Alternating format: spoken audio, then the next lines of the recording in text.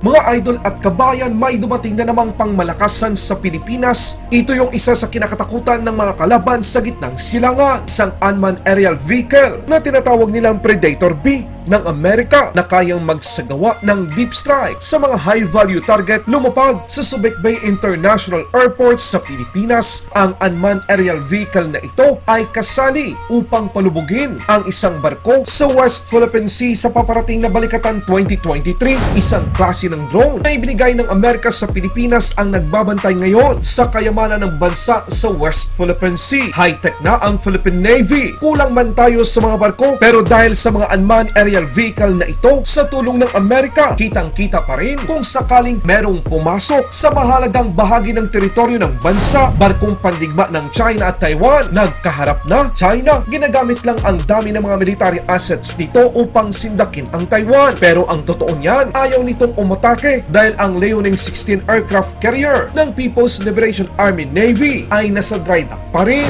Philippine Navy puspusan ang ginagawang pagsasanay gamit ang 22B Osprey ng US Marine Corps at nagsagawa pa ng live fire exercise. Ito ang mga balitang ating pag-uusapan dito lang sa Good News Philippines. Huwag kalimutang i-like ang video, mag-subscribe, mabilis lang ito, promise!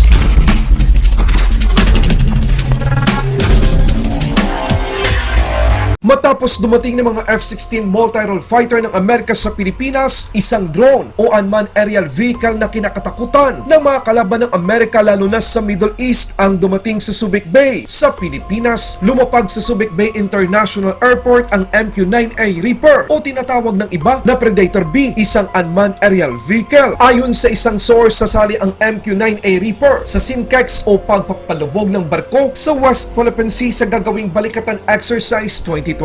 Ang MQ-9 Reaper ay isang pangunahing offensive strike na unmanned aerial vehicle para sa US Air Force dahil sa makabuluhang loiter time, wide-range sensor, multi-mode communication suit at precision weapon na kayang dalhin ito. Nagbibigay ito ng natatanging kakayahan na magsagawa ng airstrike, koordinasyon at reconnaissance laban sa mga high-value at sensitibong target. Ginagamit ng US Air Force ang MQ-9A Reaper sa intelligence, surveillance, reconnaissance, close air support, combat search and rescue, precision strike, body laser, convoy, overwatch, route clearance, target development at terminal air guidance. Gaano ba kalakas at kadelikado ang MQ-9A Reaper ng Amerika? Meron itong isang laser range finder designator na tiyak na nagtatalaga ng mga target para sa paggamit ng mga laser guided munitions tulad ng Guided Bomb Unit 12 Paveway 2. Ang Reaper ay nilagyan din ng isang synthetic na aperture radar upang pagganahin ang GBU-38 Joint Direct Attack munition. Ang MQ-9 Reaper ay maaari ding gumamit ng 4 na laser-guided missile, air-to-ground missile tulad ng 114 Hellfire na nagtataglay ng katumpakan, mababang collateral damage, anti-armor at marami pang iba. Ang US Air Force MQ-9 Reaper ay mas malaki at mas malakas kaysa MQ-1 Predator. Ang pagkakaroon nito sa Pilipinas, kahit na ito ay pagmamayari ng Amerika, ay magsisilbi na rin itong deterrence dahil alam ng kalaban na kapag may ginawa silang kababalaghan sa Pilipinas, siguradong isa sa military assets na maghahanap at gagamit ng puwersa laban sa kanila ay ang MQ-9A Reaper ng Amerika. I wake up to a little bit of drool on my pillow, feel like it's gonna be a bad day.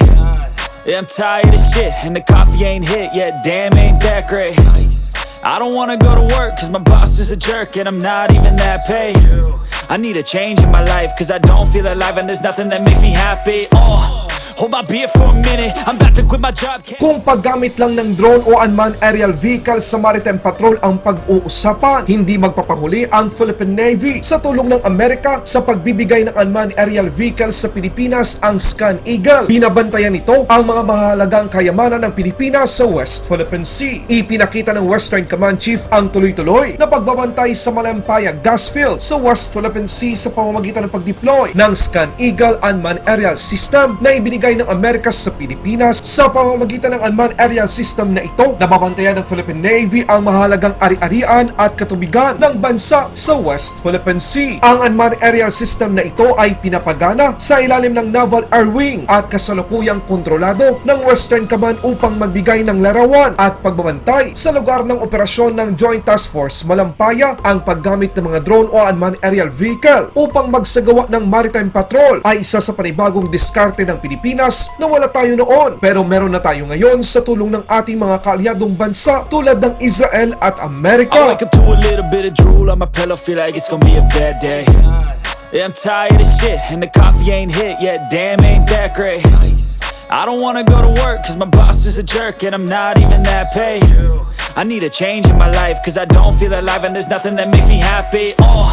Hold my beat. Barko ng Taiwan at China nagkaharap na sa ikalawang araw na pagsasagawa ng China ng military drill nito sa palibot ng Taiwan, kung saan hindi bababa sa 6 na barkong pandigma ng People's Liberation Army Navy ang kalahok dito. Kita sa isang actual na video ng Taiwan Coast Guard ang ginawa nitong radio challenge sa isang People's Liberation Army Navy warship na malapit sa katubigang nasasakupan ng Taiwan. Ayon sa uploader, ginagawa ng Taiwanese Coast Guard at Taiwan frigates na pigilang hindi makapasok ang barko ng People's Liberation Army Navy Type 52D destroyer. Nilapitan ng PFG-126 frigate, isang barkong pandigma ng Taiwan na gawa ng naval group ng France, ang Type 52D destroyer ng People's Liberation Army Navy upang harangan to. Ayon naman sa isang video na inilabas ng China, ipinapakita nito na ang paglipad at paglanding ng mga fighter aircraft sa Shandong aircraft carrier ng China na pinaniwala ang malapit sa Taiwan ayon sa inilabas na impormasyon ng bansang Japan. Pero duda ang mga observer na aatake ang China sa Taiwan dahil hanggang sa ngayon ang isa pa nilang aircraft carrier, ang Liaoning 16, ay nananatiling nasa dry dock ng Dailan Shipyard para ayusin. Kung paghahanda lang ang pag-uusapan, iba ang laging handa, sabi ng Philippine Navy, kung saan nagsasagawa ito ng pagsasanay para sa Marine Amphibious Ready Unit bilang bahagi ng pagpapanatili ng kahandaan o operational readiness ng Marine Amphibious Ready Unit. Ang Assault Armor Battalion sa pamamagitan ng Marine School of Armor nagsagawa ng isang linggong refresher training para sa Amphibious Assault Vehicle Riders ng 1st Maro ng Philippine Marine Corps. Sinasanay na rin ng US Marine ang Philippine Marines kung paano ang tamang mga diskarte sa paggamit ng helicopter rope suspension techniques sa MV-22 Osprey bilang bahagi ng Marine Aviation Support Activities ng Armed Forces of the Philippines at US Marine Corps. Nagsagawa din ang Philippine Navy, Philippine Marine Corps ng live fire drill gamit ang makabagong armas nito.